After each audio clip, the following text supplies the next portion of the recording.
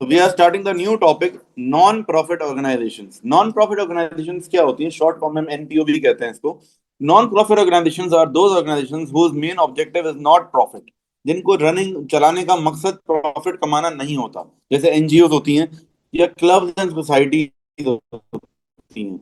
अगर आप देखो जो क्लब्स होते हैं ना, क्लब का कोई ओनर नहीं होता। जैसे हमारे यहाँ कराची में सबसे मेन मशहूर सबसे ज्यादा कराची क्लब है, उसका no one is the owner of the club. जो क्लब आपने फॉर्म किया है वो क्लब मेंबर्स ने मिलकर, कुछ ट्रस्टी मेंबर्स ने मिलकर क्लब फॉर्म किया होता है और कुछ लोगों को ट्रस्टी बना देते हैं। ये ट्रस्टी ने ये चलाएंगे, ये मेजर सॉर्ट ऑफ डायरेक्टर्स हो जाते हैं एक तरह से। जैसे कंपनी में डायरेक्टर होते हैं ना, क्लब में ट्रस्टीज होते हैं, वो सुपरवाइज करते हैं और जो है कहते हैं स्टाफ रखा होता है जो काम कर रहा होता है। लेकिन कोई प्रॉफिट का ऑब्जेक्टिव नहीं होता। यानी कि इसका मतलब ये थोड़ी कि हर चीज कॉस्ट टू कॉस्ट बेचेंगे। ये थोड़ी कि आप कराची क्लब जाओगे बोलोगे प्रॉफिट का ऑब्जेक्टिव नहीं है तो मिनरल वाटर की बोतल जो है वो क्यों 100 रुपए की दे रहे हो, ये 30 रुपए की मिलती है।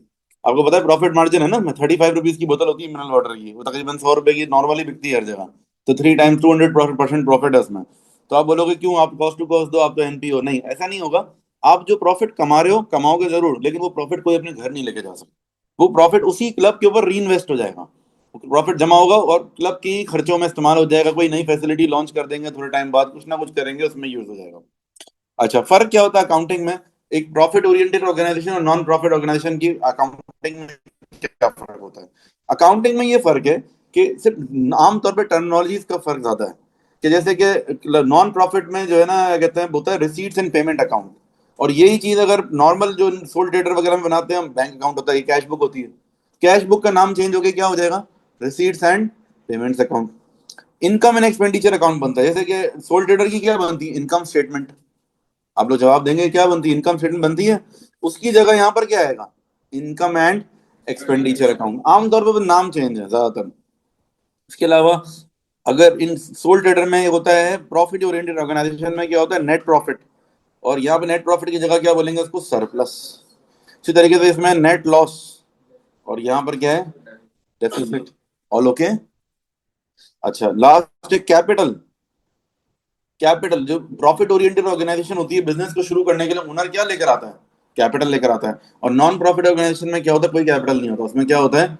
उसके अंदर जो है एक्यूमुलेटेड फंड, मतलब फंड जमा करते हैं, फंड रेजिंग करते हैं, और पैसा आता है उससे क्लब बनाते हैं।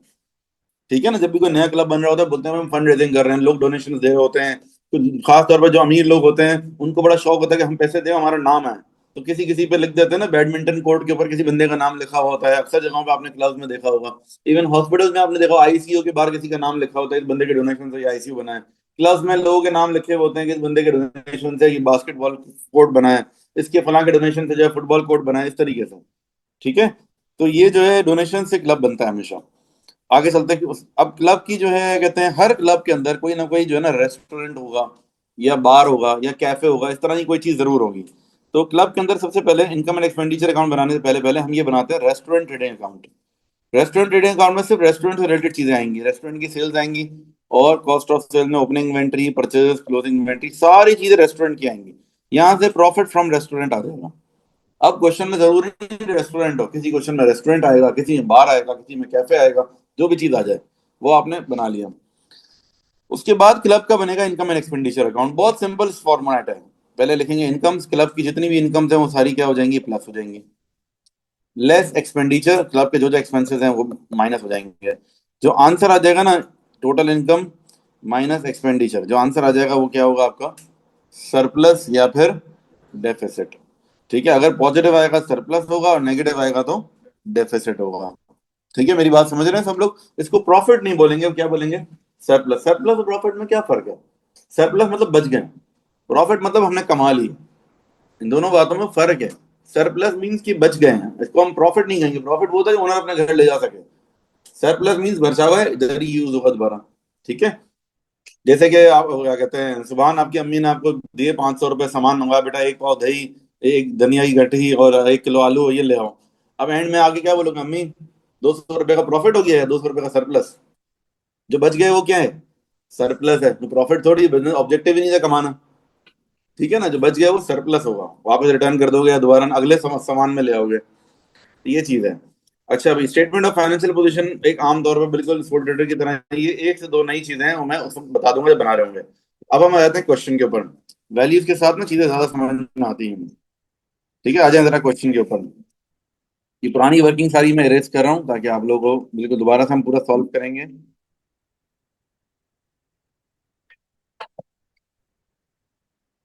अच्छा भाई, दिस इज द फॉर्मेट। सबसे पहले हमने क्या बनाना है, मैं पुरानी वर्किंग इरेज कर रहा हूँ, ठीक है। This is the format of refreshment trading account. अच्छा, ये क्वेश्चन हमारी बुक में स्पेस नहीं है, आपको नोटबुक चाहिए होगी। नोटबुक निकाल लें या किसी से पेज ले लें, उस पर सॉल्व करेंगे आप लोग। ठीक है, सबसे पहला काम है जो करना है, बनाना है refreshment trading account. This is the format just like income statement, लेकिन चीजें बहुत कम है। देख ले जरा एक नजर इस फॉर्मेट को। ठीक है, this is the format of refreshment trading account. जल्दी से, आई एम गिविंग 1 मिनट को कॉपी करना चाहे। चलें, ये रिफ्रेशमेंट ट्रेडिंग अकाउंट का फॉर्मेट है। इसके अंदर अब हम वैल्यूज डालेंगे। First of all will start with sales. Refreshment की सेल्स ढूंढें, क्वेश्चन में कहाँ है, मिल गई सबको। These are the sales of refreshment 5000। ठीक है, आप सब लोग जब भी मैं कोई चीज पूछूंगा तो यू विल फाइंड आउट, आप देख के मुझे वैल्यूज बताएंगे। Next is opening inventory. Inventory of, ये inventory of refreshment 500, opening inventory is 500, closing inventory is 650।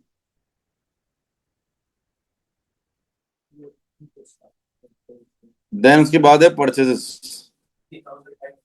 Purchases के लिए पता है क्या करेंगे, ऊपर दिया हुआ ये रहा, परचेज ऑफ रिफ्रेशमेंट सप्लाईज कितने की है, लेकिन इसमें एक एडजस्टमेंट है। 3500 की परचेज तो है, बट इसमें एडजस्टमेंट है। एडजस्टमेंट क्या है, परचेज में हम क्या करेंगे, ये करेंगे हम owing to suppliers for refreshment, ये इसका क्लोजिंग बैलेंस ऐड करेंगे, ओपनिंग बैलेंस माइनस करेंगे। आई रिपीट वंस अगेन, जब भी कोई चीज ओइंग होती है ना, ओइंग ओइंग मतलब एक्रूड, उसका क्लोजिंग बैलेंस ऐड करते हैं, ओपनिंग बैलेंस माइनस करते हैं। अगर आप लोग को थोड़ा सा याद हो, उससे पहले हमने इनकम्प्लीट रिकॉर्ड्स के टॉपिक में भी ये चीज पढ़ी थी। सबको रटा हुआ है ना, प्रीपेड माइनस होता है, अक्रूड प्लस होता है। ठीक है ना, तो ये अक्रूड है ना, तो ये अक्रूड का क्लोजिंग बैलेंस प्लस होगा, लेकिन ओपनिंग बैलेंस का रूल ऑपोजिट है। तो ये हो जाएगा +250 -300। क्या आंसर है, 3450 मेरे ख्याल से। अब इन सबका टोटल कर लें। I think this is 3300। इन तीनों का टोटल बराबर में चला जाएगा, 3300 आ गया, और ये ऊपर से माइनस हो जाएगा। 1700 इज द ग्रॉस प्रॉफिट। 1700 जी, 1700 इज द ग्रॉस प्रॉफिट। ठीक है, इट्स वेरी सिंपल। सब मेरे साथ हैं, girls boys everyone. Now less expenses, expenses में आ जाएगा हमारे पास वेजेस। कितने की वेजेस हैं, 4000 की वेजेस हैं, लेकिन इस 4000 की पूरी वेजेस नहीं लेंगे हम सिर्फ लेंगे वो वेजेस जो कि रिफ्रेशमेंट की है, ये लिखा हुआ है। Wages of 750 include, wages include 750 for the preparation of refreshment items. 750 की जो वेजेस हैं वो रिफ्रेशमेंट की हैं, तो आंसर आ जाएगा 950। 950 is the profit from refreshments. अब हम बनाएंगे सब्सक्रिप्शन अकाउंट। ठीक है, सब्सक्रिप्शन अकाउंट। सब्सक्रिप्शन अकाउंट क्या होता है, सब्सक्रिप्शन अकाउंट जो है बेसिकली, सब्सक्रिप्शन अकाउंट कुछ इस तरीके से, पहले मैं ही पुरानी वर्किंग को इरेज ही कर देता हूँ ताकि आप लोग मेरे साथ वापस से करें। This is the format for subscription. ठीक है, ये फॉर्मेट है। अगर आप लोग को याद हो, हमने एक्रूज एंड प्रीपेमेंट का टॉपिक पढ़ा था, उसमें किसी भी इनकम का सब्सक्रिप्शन हमारा एक्सपेंस है, इनकम है, बताओ होता क्या है सब्सक्रिप्शन, पता है आप लोगों को। Subscription mean monthly fees. अगर आपकी किसी क्लब में मेंबरशिप हो तो आप हर महीने एक फीस पे करते होगे ना, वो मंथली फीस जो होती है वो सब्सक्रिप्शन कहलाती है। अब सब्सक्रिप्शन हमारे लिए, क्लब के लिए एक इनकम है।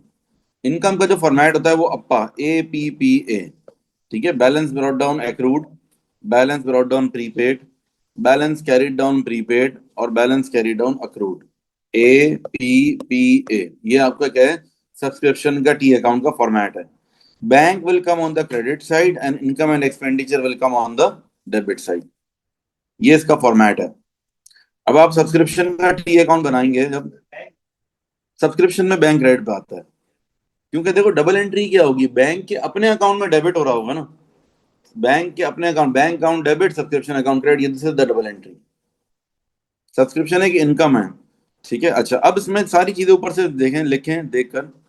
सब्सक्रिप्शन इन एरियर्स, एरियर्स वाला क्या होगा? एक्रूड होगा, प्रीपेड होगा? एक्रूड। और एडवांस वाला प्रीपेड। तो ऊपर से देखकर वैल्यू लिख लें, ये एक्रूड वाले का 1200 और 2200। एरियर मतलब जो नहीं पे करा हमने। एरियर्स या एक्रूड एक ही बात है, देखिए चीज के दो नाम है। प्रीपेड, प्रीपेड में क्या होगा? 1600 और 2750। ठीक है, फिर उसके बाद बैंक। बैंक के अंदर क्या आएगा हमारे पास? बैंक के अंदर आएगा, बैंक में सब्सक्रिप्शन की वैल्यू आ जाएगी 30,000।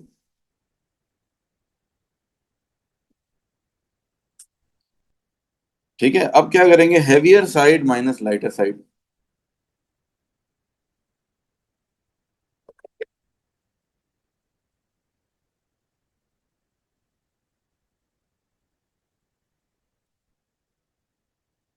33,800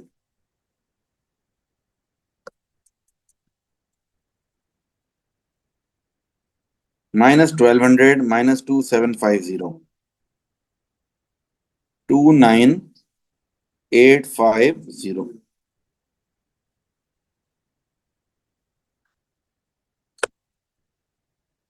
ठीक है, ये हो गया सब्सक्रिप्शन अकाउंट। ठीक है, अब सब्सक्रिप्शन अकाउंट में ये जो वैल्यू आई है ना, this is the balancing figure. जरा सब लोग इस बात को समझ लें बेटा। ये 29,850 जो हमने निकाली, ये गिवन नहीं थी, बाकी सब कुछ गिवन था। ये गिवन था, ये गिवन था, ये सब कुछ गिवन था।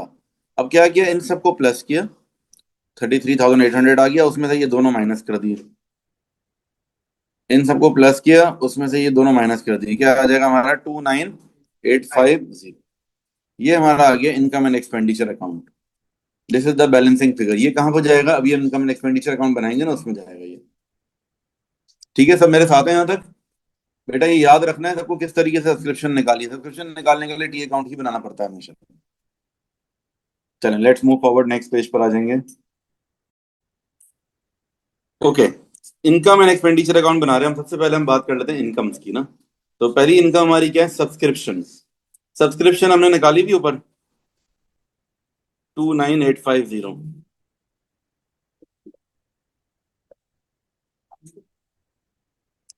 29,850। Next is donations. Donations given है 12,000, ऊपर ही गिवन है देखो बैंक अकाउंट के अंदर। फिर उसके बाद मैचेस के बारे में कुछ बताया हुआ, collection at matches. Collection at matches नहीं लेंगे हम लिखेंगे प्रॉफिट फ्रॉम मैचेस। मैचेस से हमने 3,000 ही कलेक्शन की है, लेकिन एक्सपेंस भी तो हुआ होगा ना। देखो, आपने मैच से कलेक्शन की 3,000 की, एक्सपेंस किया 1300 का, प्रॉफिट कितना हुआ वो लिखना है हमें। आप सब लोग मेरे साथ हैं बॉयज? मैचेस से 3,000 रुपये आए और 1300 का खर्चा हो गया, एक्सपेंस हो गया। तो प्रॉफिट फ्रॉम मैचेस 3,000 माइनस 1300, 1,700।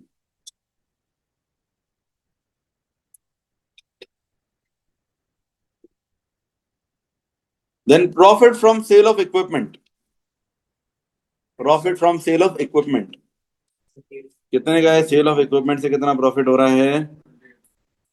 अब देखते हैं इक्विपमेंट हमारा कितने का है। नेटबुक वैल्यू दो 2,200 की है, और सेल कितने का हो रहा है? 5,000। कितना डिफरेंस हो गया? जितने का महंगा बेचा ना हमने, एक चीज 2,200 की चीज 5,000 में बेच दी, मतलब प्रॉफिट हो गया ना हमें। कितने का प्रॉफिट हुआ? 2,800 का।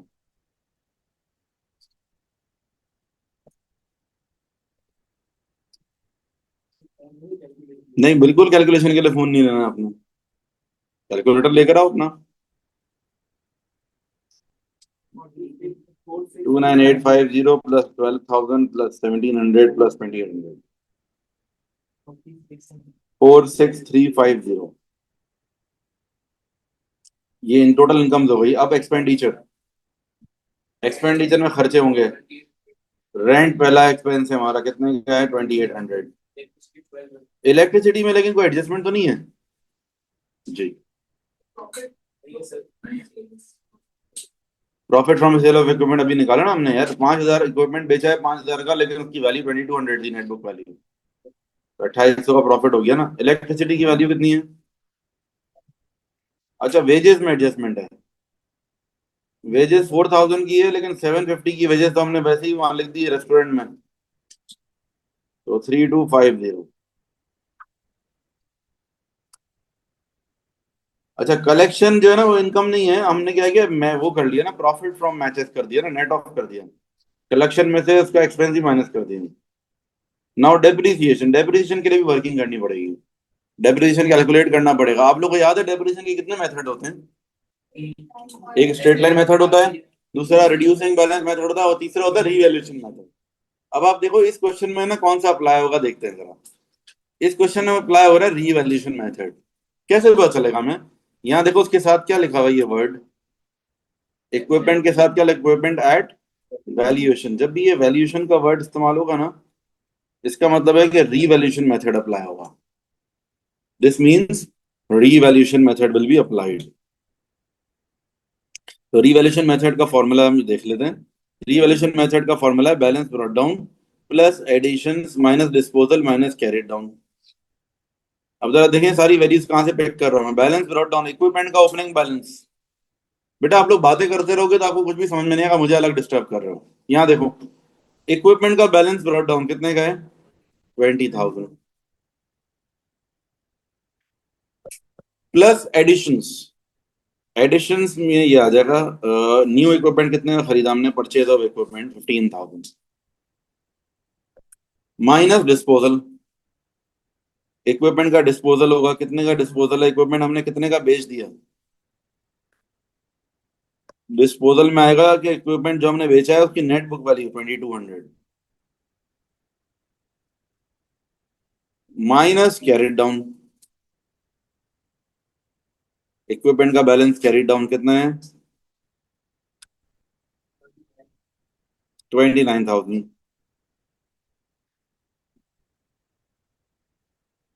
तो अब जो आंसर आएगा ना, ये इक्विपमेंट की डेप्रिसिएशन है। किसी को नहीं समझ में आया तो मुझसे डिस्कस कर लें। एक दफा वापस से बता रहा हूँ, वो और सुन लो। Balance brought down given in the question. Addition मतलब न्यू इक्विपमेंट बॉट, यहाँ से आया। डिस्पोजल मतलब इक्विपमेंट जो बेच दिया हमने, ये यहाँ से आया। अच्छा, डिस्पोजल में आपका सवाल होता है सर 5,000 क्यों नहीं लिया आपने? डिस्पोजल में नेट बुक वैल्यू लेते हैं, डिस्पोजल मीन सोल्ड। ठीक है ना?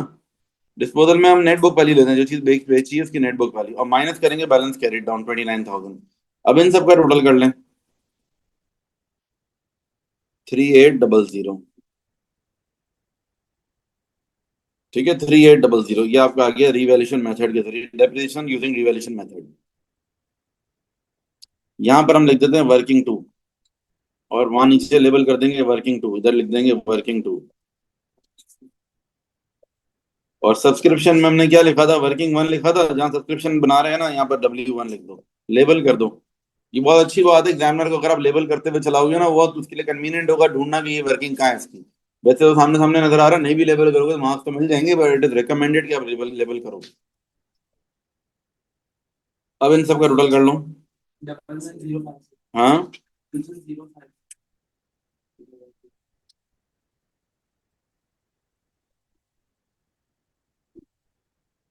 सरप्लस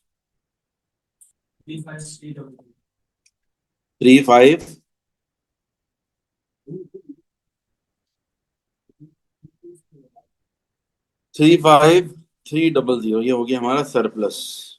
मुझे ये डाउट लग रहा है, दोबारा करो।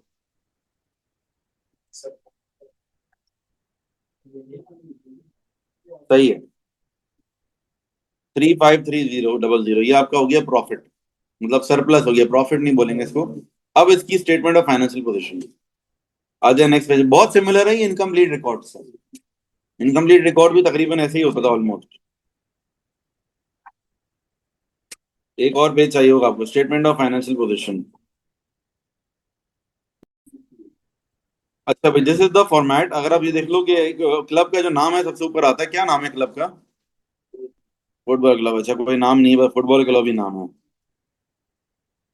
अच्छा, तीन कॉलम्स क्यों नहीं बनाए मैंने? बिकॉज जो नॉन करंट एसेट्स है, नॉन करंट एसेट में कॉस्ट और डेप्रिसिएशन नेट बुक वैल्यू तीनों नहीं आएंगी। जब रिवैल्यूएशन मेथड होता है ना, तो फिर आपको थर्ड कॉलम की जरूरत नहीं पड़ती। ठीक है, इक्विपमेंट की डायरेक्टली नेट बुक वैल्यू ही हमें गिवन है, इसीलिए तीसरे कॉलम की जरूरत नहीं पड़ेगी। थर्ड कॉलम की जरूरत नॉन करंट एसेट्स के लिए ही पड़ती है। देखें जरा इक्विपमेंट की क्लोजिंग वैल्यू। अच्छा, बैलेंस शीट में एक बात याद रखना, हर चीज की 31 दिसंबर वाली, मतलब क्लोजिंग वाली वैल्यू आती है सबकी। जितनी भी वैल्यूज आ रही है except for capital, opening capital एक आता है, बाकी सब क्लोजिंग आता है। 29,000 का इक्विपमेंट है हमारा। जी लेट्स स्टार्ट। अब नॉन करंट लाइबिलिटीज आ गई हमारी 29,000 की। Current liability, sorry, non current assets आ गए। करंट एसेट्स में हमारे पास आएगा क्लोजिंग इन्वेंट्री 650। अच्छा, सब्सक्रिप्शन एंड एरियर, बेटा एक बात जरा ध्यान में रखो कि एक क्लब होता है ना, क्लब के लिए ट्रेड रिसीबल्स क्या होता है? अगर किसी मेंबर ने सब्सक्रिप्शन पे नहीं करी तो सॉर्ट ऑफ ट्रेड रिसीबल ही है क्लब के लिए। आप लोग मेरी बात समझे? जैसे हम कस्टमर्स को उधार देते हैं, क्लब अपने मेंबर्स को उधार देता है कि भाई ठीक है दे देंगे थोड़े दिनों में अपनी मेंबरशिप फीस। अगर किसी कस्टमर ने, मेंबर ने अगर पे नहीं किया हुआ, that is trade current asset. तो सब्सक्रिप्शन एंड एरियर जो होगा वो कहाँ आएगा? करंट एसेट में। सॉर्ट ऑफ ट्रेड रिसीबल ही है क्लब के लिए। कौन सी वैल्यू आएगी? कैरेट डाउन वैल्यू है। 2200। बैंक का क्लोजिंग बैलेंस, ऊपर देखो बैंक अकाउंट दिया हुआ है, उसका क्लोजिंग बैलेंस बताओ कितना है? 45,200।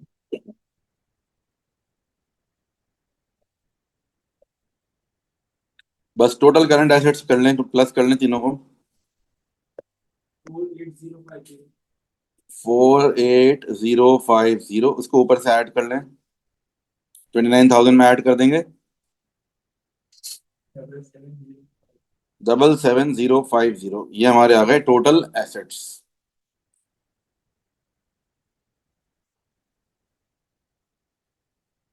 Then opening accumulated fund.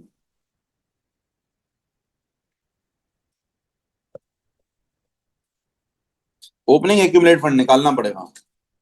देखो एक्यूमुलेटेड फंड ओपनिंग हमें नहीं दिया हुआ, इसे जाए जरा।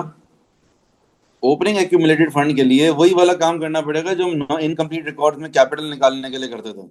All assets minus all liabilities. किसके? 1 जनवरी वाले। देखो सब्सक्रिप्शन एंड एरियर्स एसेट है, सब्सक्रिप्शन एंड एडवांस लाइबिलिटी है, owing to for refreshment liability है, इक्विपमेंट एसेट है, इन्वेंट्री एसेट है। अजान हो रही है मेरे ख्याल से, मैं 1 मिनट रुक जाता हूँ।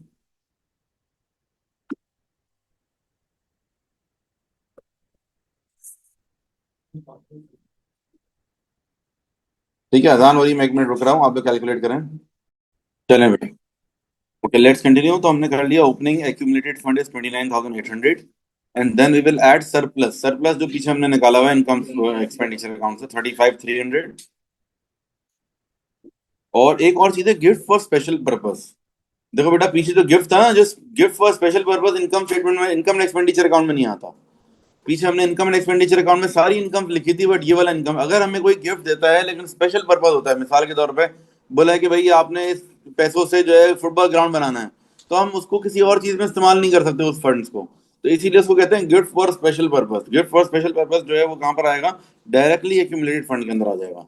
कितने का है गिफ्ट फॉर स्पेशल पर्पस? ये है 8,000।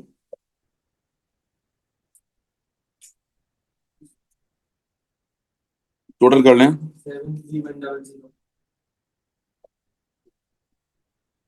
ठीक है, 73,100 गिफ्ट फॉर स्पेशल पर्पज हो गया। फिर आ जाते हैं हम लोन के ऊपर। लोन कितने का लोन है? कोई लोन है हमारे पास? नॉन करंट लाइबिलिटी कोई है इस क्वेश्चन में? I think there is no loan. तो नहीं है तो बस लिखेंगे ही नहीं इसको, अगर लिख लिया तो डैश डाल देते हैं। There is no loan. Current liabilities, current liabilities में वी हैव टू थिंग्स, एक ट्रेड पेबल है और सब्सक्रिप्शन एंड एडवांस है। ट्रेड पेबल कितने का है? क्वेश्चन तो ढूंढे ना बेटा, ढूंढने की कोशिश तो करो, नहीं मिलेगा तो मिल जाएगा तो बता दो, नहीं मिल रहा तो मैं बता देता हूँ। Trade payables, try to find out, जब चीजें ढूंढोगे तो पता चलेंगी। ये रही, owing to supplier for refreshment, यही ट्रेड पेबल है। सप्लायर को जो देना है 250। ठीक है, ये ट्रेड पेबल हो गया। सब्सक्रिप्शन एंड एडवांस बताओ।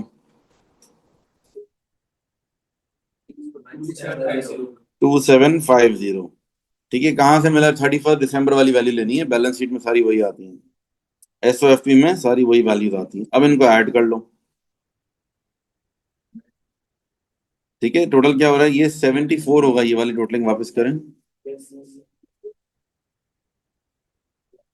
क्या आ रहा है? ये 740। दोबारा टोटलिंग कर लें एक दफा। अच्छा बेटा, ये एक चीज मिस हो गई है, 950 का प्रॉफिट फ्रॉम रिफ्रेशमेंट। मैंने आप लोगों को कहा था ना कि मुझे वैल्यू में फर्क लग रहा है इनकम स्टेटमेंट की। देखो ये देखो प्रॉफिट फ्रॉम रिफ्रेशमेंट ही नहीं लिखा हुआ इसमें ना। ठीक है, 950 का।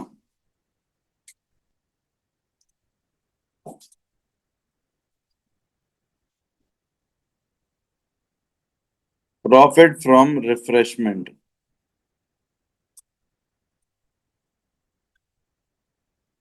ठीक है, 950 का ये ऐड हो जाएगा।